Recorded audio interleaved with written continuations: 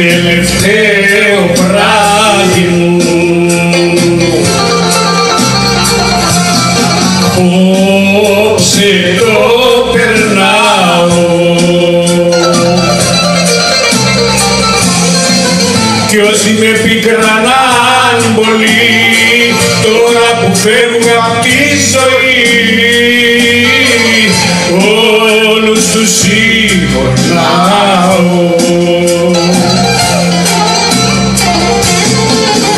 Όλα είναι ένα ψέμα, μια ανάσα, μια πνοή σαν λουλούδι κάποιο χέρι θα μας κόψει μια αυγή.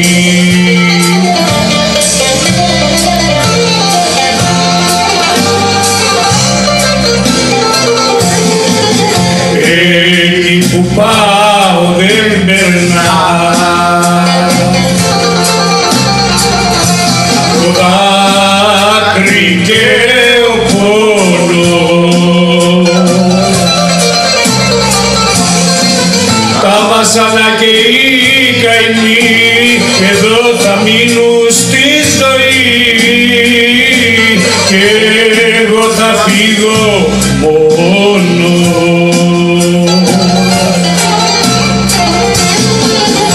Όλα είναι ένα ψέμα, μια ανάσα, μια πνοή σαν λουλούδι κάποιο χέρι θα μας κόψει μια αυγή.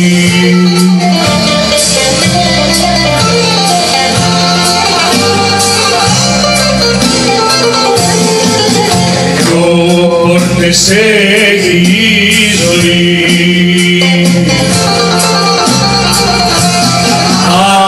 άνοιξα μια και μπήκα,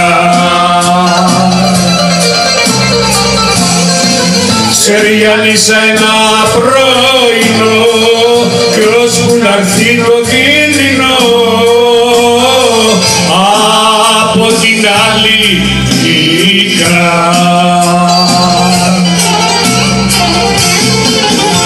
Όλα είναι ένα ψέμα, μια ανάσα, μια πνοή σαν λουλούδι κάποιο χέρι θα μας κόψει μια αυγή.